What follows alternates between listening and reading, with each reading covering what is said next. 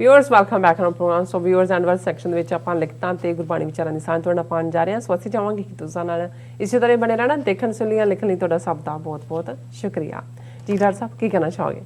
ਦੇਖੋ ਅਸੀਂ ਆਪਣੇ ਵਿਊਅਰਸ ਦੇ ਕਮੈਂਟਸ ਨੂੰ ਪੜ੍ਹਦੇ ਹਾਂ, ਐਪਰੀਸ਼ੀਏਟ ਕਰਦੇ ਹਾਂ ਕਿ ਉਹ ਸਾਨੂੰ ਹੌਸਲਾ ਦੇਣ ਵਾਲੇ ਵੀ ਹੁੰਦੇ ਨੇ, ਸਾਡੇ ਲਈ ਉਹ ਬਹੁਤ ਵਾਰ ਨਵੀਂ ਜਾਣਕਾਰੀ ਵੀ ਹੁੰਦੀ ਹੈ। ਔਰ ਪਿਛਲੇ ਕੱਲ੍ਹ ਦੇ ਕੁਝ ਕਮੈਂਟਸ ਦੇ ਵਿੱਚ ਮਿਸਟਰ ਮੁਹੰਮਦ ਅਕਬਰ, ਜਨਾਬ ਮੁਹੰਮਦ ਅਕਬਰ ਲਿਖਦੇ ਨੇ ਕਿ ਡਾਕਟਰ ਅਮਰਜੀਤ ਸਿੰਘ ਐਂਡ ਨੀਲਮ ਕੌਰ ਸਲਾਮ, ਵਾਲੇਕੁਮ ਸਲਾਮ, ਸੱਚੋ ਸੱਚ giving absolutely excellent information to Punjabi community. We feel independence of Pakistan incomplete without Khalistan and Kashmir. Inshallah very soon both will be independent. बहुत बहुत शुक्रिया। वो कहते हैं कि खालिस्तान और कश्मीर की आज़ादी तो बिना सानू पाकिस्तान नामुकम्मल लगता है। उन्होंने प्यार चों निकली हुई गल है। इस तरह जिहड़ा मैं उन्होंने ग्रैंडफादर ਦੀ ਗੱਲ ਸੁਣਾ ਚੁੱਕਾ ਉਹ ਮੈਂ ਹੁਣ ਨਹੀਂ ਪੜਾਂਗਾ। ਆਬਿਦ ਮੁਹੰਮਦ ਕਹਿੰਦੇ ਡਾਕਟਰ ਸਾਹਿਬ your analysis is 100% on true basis, may Allah success you in getting your aim. ਬਹੁਤ ਬਹੁਤ ਸ਼ੁਕਰੀਆ। ਔਰ ਇਸੇ ਤਰ੍ਹਾਂ ਮੈਡ ਮੈਕਸ ਦੀ ਆਈਡੀ ਤੋਂ ਹੈ, this channel is great with great doctor ਸਾਹਿਬ and anchor, always Dr. Sahab talk on facts and truth, wish good achievement in the show TV84 in future. So nice. बहुत बहुत शुक्रिया। जुबेर हयात जी, अब्दुल वहीद जी, उन्होंने rather एक व्यंग किया है उन्होंने उत्ते इंडियंस दे उत्ते, उन्होंने कहा ISI train Pakistani cricket team against Indian cricket team, Modi की एंड अमित नैरेटिव। उन्होंने कहा जी हुण जे तुसीं इन्हां दा नैरेटिव ये तां कहना कि जी ये ISI नहीं भेजी ट्रेन करके, और इसलिए ये ISI की साजिश है। और तनवीर इस्लाम लिखते हैं as a Punjabi, I have great respect for Dr. Sahab and Neelam sister. Thank you so you much. have great knowledge about Punjab history and world affairs. Also you have one program, you read some page from Guru Granth Sahib, so powerful and life changing golden words of Hazrat Baba Guru Nanak. Yes. और साहिब महाराज, I am thankful, उन्होंने पूरा नाम कि हज़रत बाबा गुरु नानक साहिब महाराज, I am thankful to you sir. I hope your next program also read and translate too. When you talk look so nice with humbleness. बहुत बहुत शुक्रिया। और हुण क्योंकि उन्होंने गुरु ग्रंथ साहिब की बाणी का जिक्र किया है तो असी भी कड़ी वाल भी देख रहे हैं और अज दा, और उन्होंने कहा कि भी ये जरूर जारी रखो जिहड़ा गुरु नानक साहिब और गुरबाणी का फरमान ने। और जिवें असी गुरबाणी गुरु ग्रंथ साहिब दे विच 31 राग ने और उसकी बिगनिंग का पहला राग जिहड़ा गुरु नानक साहब का भी बहुत फेवरेट श्री राग, रागां विच श्री राग है, गुरु नानक साहब दे ही बचन ने। और ये शब्द अमल गलोला कूड़ का दिता देवन हार, मत्ती मरण विसारिया खुशी कीती दिन चार, सच मिलिया तिन सोफियां राखण को दरबार, नानक साचे को सच जान, जित सेवी है सुख पाई है तेरी दरगह चलै मान। रहाओ रहाओ जिन्हों पॉज अंग्रेजी भावें उसकी ट्रांसलेशन की जाती है, पर ये ਜਿਹੜੇ ਲੋਕ ਸਾਜ਼ਾਂ ਦੇ ਉੱਤੇ, ਕਿਉਂਕਿ ਸਟ੍ਰਿੰਗ ਇੰਸਟਰੂਮੈਂਟ ਸੀ ਉਦੋਂ, ਹਾਰਮੋਨੀਅਮ ਤਾਂ ਨਹੀਂ ਸੀ, ਸੋ ਰਾਗ ਦਾ ਔਰ ਸਿੱਧਾ ਸੰਬੰਧ ਹੈ ਜਿਹੜੇ ਸਟ੍ਰਿੰਗ ਇੰਸਟਰੂਮੈਂਟਸ ਨੇ ਉਹਨਾਂ ਦੇ ਨਾਲ। ਔਰ ਇਹ ਜਿਹੜਾ ਰਹਾਉ ਦੀ ਤੁਕ ਹੈ ਇਹ ਇੰਡੀਕੇਸ਼ਨ ਵੀ ਸੀ ਕਿ ਇਸ ਨੂੰ ਸਥਾਈ ਦੇ ਤੌਰ ਤੇ ਗਾਇਨ ਕਰੇ। ਸਥਾਈ ਦਾ ਮਤਲਬ ਹੈ ਕਿ ਤੁਸੀਂ ਸਾਰਾ ਸ਼ਬਦ ਗਾਇਨ ਕਰ ਰਹੇ ਹੋ ਪਰ ਜਿਹੜੀ ਸੈਂਟਰਲ ਲਾਈਨ ਬਾਰ-ਬਾਰ ਗਾਇਨ ਕੀਤੀ ਜਾ ਰਹੀ ਹੈ ਉਹ ਇਹ ਹੈ। ਔਰ ਇਹੀ ਸੈਂਟਰਲ ਪੁਆਇੰਟ ਵੀ ਹੁੰਦਾ ਹੈ ਜਾਂ ਸੈਂਟਰਲ ਮੈਸੇਜ ਵੀ ਜਿਹੜਾ ਸ਼ਬਦ ਦਾ ਇਹਦੇ ਦੁਆਲੇ ਰਿਵੋਲਵ ਕਰਦਾ। ਔਰ ਇਹ ਸੈਂਟਰਲ ਮੈਸੇਜ ਹੈ ਨਾਨਕ ਸਾਚੇ ਕੋ ਸੱਚ ਜਾਣ ਕੇ, ਅਲਟੀਮੇਟ ਟਰੂਥ ਰੱਬ ਹੈ, ਉਹਨੂੰ ਹੀ ਸੱਚ ਕਰਕੇ ਮੰਨ, ਜਿਤ ਸੇਵੀਐ ਸੁਖ ਪਾਈ ਹੈ ਤੇਰੀ ਦਰਗਹਿ ਚੱਲੇ ਮਾਨ।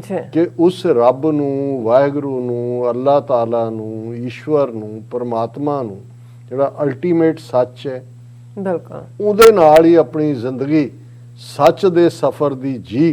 ਕਿਉਂਕਿ ਜਿਤ ਸੇਵੀਐ ਸੁਖ ਪਾਈ ਹੈ ਕਿ ਜੇ ਅਲਟੀਮੇਟਲੀ ਤੈਨੂੰ ਰੂਹ ਦਾ ਸਕੂਨ ਮਿਲੇਗਾ ਤੇ ਉਹਦੀ ਯਾਦ ਨਾਲ, ਉਹਦੀ ਸੇਵਾ, ਉਹਦੀ ਖਿਦਮਤ ਵਿੱਚ ਮਿਲੇਗਾ, ਦਰਗਾਹ ਚੱਲੇ ਮਾਨ। ਤੇ ਰੱਬ ਦੀ ਦਰਗਾਹ ਦੇ ਵਿੱਚ, ਰੱਬ ਦੇ ਹਜ਼ੂਰ, ਅੱਲਾ ਪਾਕ ਦੇ ਹਜ਼ੂਰ ਵੀ ਤੂੰ ਸਨਮਾਨਿਆ ਜਾਏਗਾ, ਤੂੰ ਆਨਰਡ ਹੋਏਗਾ, ਕਿਉਂਕਿ ਰੱਬ ਵੀ ਸੱਚ ਹੈ ਤੇ ਤੂੰ ਵੀ ਜ਼ਿੰਦਗੀ ਸੱਚ ਦੇ ਰਸਤੇ ਤੇ ਗੁਜ਼ਾਰੀ।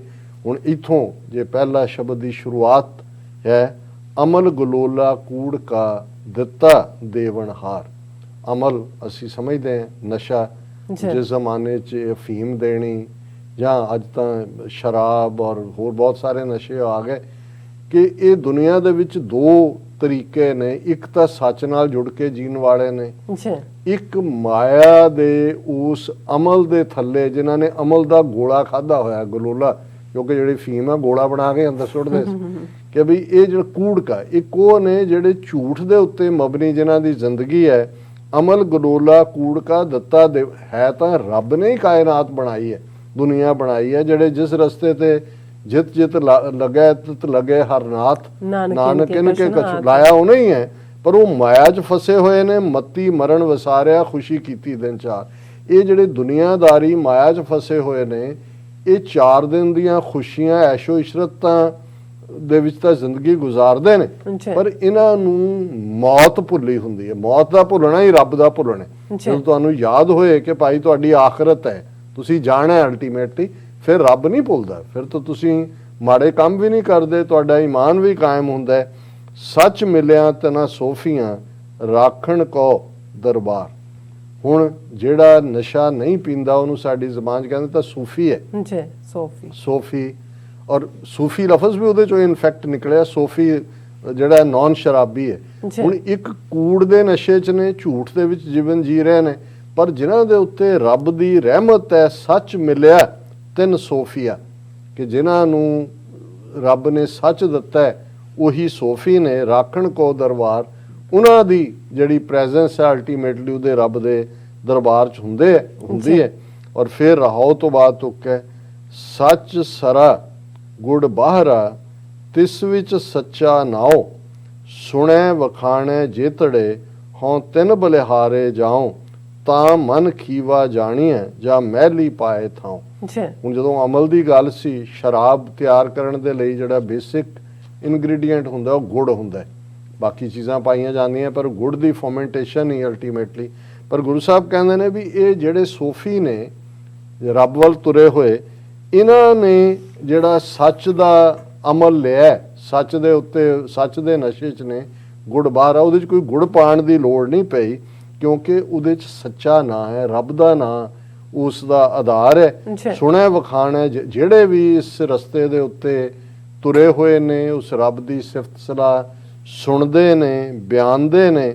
ਹਾਂ ਤਿੰਨ ਬਲਿਹਾਰੇ ਜਾਵਾਂ, ਅਸੀਂ ਕਹਿੰਦੇ ਬਲਿਹਾਰ ਬਲਿਹਾਰ, ਕੁਰਬਾਨ ਵਾਰੀ ਜਾਵਾਂ, ਸਾਰੇ ਪੰਜਾਬੀ ਦੇ ਹੀ ਲਫ਼ਜ਼ ਨੇ, ਕੁਰਬਾਨ, ਕਿ ਮੈਂ ਉਹਨਾਂ ਤੋਂ, ਗੁਰੂ ਨਾਨਕ ਸਾਹਿਬ ਕਹਿੰਦੇ ਨੇ, ਕੁਰਬਾਨ ਜਾਂਦਾ ਜਿਹੜੇ ਉਸ ਰੱਬ ਦੇ ਨਾਂ ਨੂੰ ਸੁਣਦੇ ਨੇ, ਉਸ ਰੱਬ ਦੀ ਪ੍ਰੈਜ਼ੈਂਸ ਸਾਰੇ ਪਾਸੇ ਮਹਿਸੂਸ ਕਰਦੇ ਨੇ।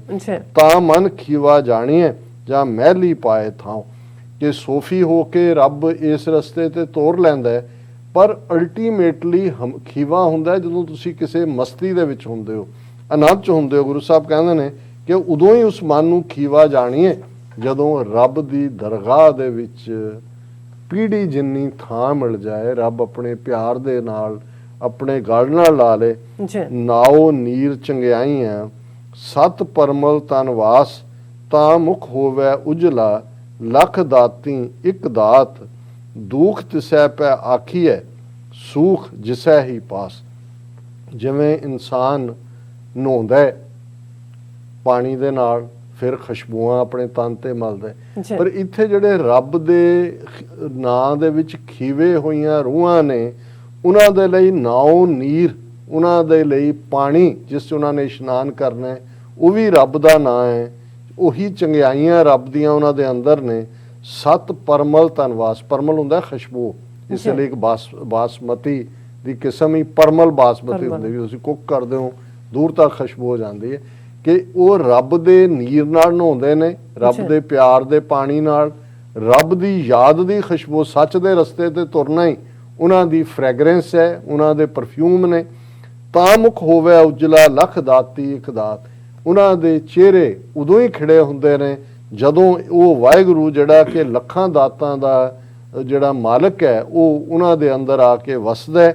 ਔਰ ਉਹੀ ਜੇ ਜ਼ਿੰਦਗੀ 'ਚ ਦੁੱਖ ਵੀ ਆਏ, ਦੁੱਖ ਤਿਸੈ ਪੈ ਆਖੀਐ ਸੁਖ ਜਿਸੈ ਹੀ ਪਾਸ, ਉਹਦੇ ਕੋਲ ਹੀ ਦੁੱਖ ਤੇ ਸੁੱਖ ਦਾ ਮਾਲਕ ਉਹੀ ਹੈ। ਤਾਂ ਅਖੀਰ 'ਚ ਗੁਰੂ ਸਾਹਿਬ ਨੇ ਫਰਮਾਇਆ ਸੋ ਕਿਉ ਮਨੋ ਵਿਸਾਰੀਐ ਜਾਂ ਕੈ ਜੀ ਪੁਰਾਣ, ਤਿਸ ਵਿਣ ਸਭ ਅਪਵਿੱਤਰ ਹੈ ਜੇਤਾ ਪਹਿਨਣ ਖਾਣ, ਹੋਰ ਗੱਲਾਂ ਸਭ ਕੂੜੀਆਂ ਤੁਧ ਭਾਵੈ ਪਰਵਾਨ।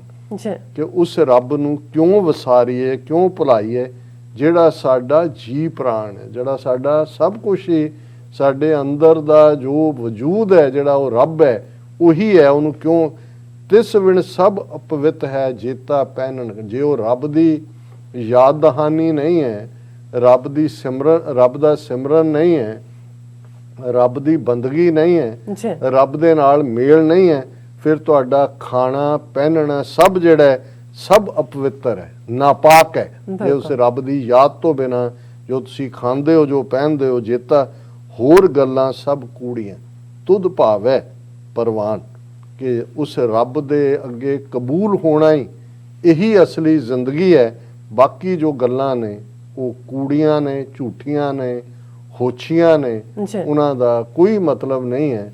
ਅਲਟੀਮੇਟਲੀ ਰੱਬ ਸੱਚ ਹੈ, ਸੱਚ ਦੇ ਰਸਤੇ ਤੇ ਤੁਰਨਾ, ਰੱਬ ਨੂੰ ਰਿਝਾਣਾ, ਤੇ ਜੇ ਰੱਬ ਮਿਲ ਪਏ ਤੇ ਫਿਰ ਆਨੰਦ ਪਿਆ ਮੇਰੀ ਮਾਏ ਸਤਿਗੁਰੂ ਮੈਂ ਪਾਇਆ, ਕਿ ਫਿਰ ਆਨੰਦ, ਬਲਿਸ, ਜੋਏ, ਐਕਸਟੈਸੀ ਇਹ ਸਾਰੇ ਹਾਸਲ ਹੁੰਦੇ ਨੇ।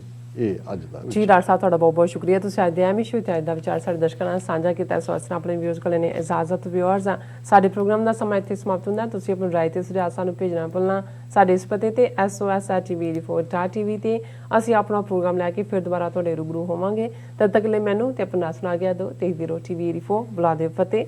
ਵਾਹਿਗੁਰੂ ਜੀ ਕਾ ਖਾਲਸਾ, ਵਾਹਿਗੁਰੂ ਜੀ ਕੀ ਫਤਿਹ। ਰੱਬ ਰਾਖਾ।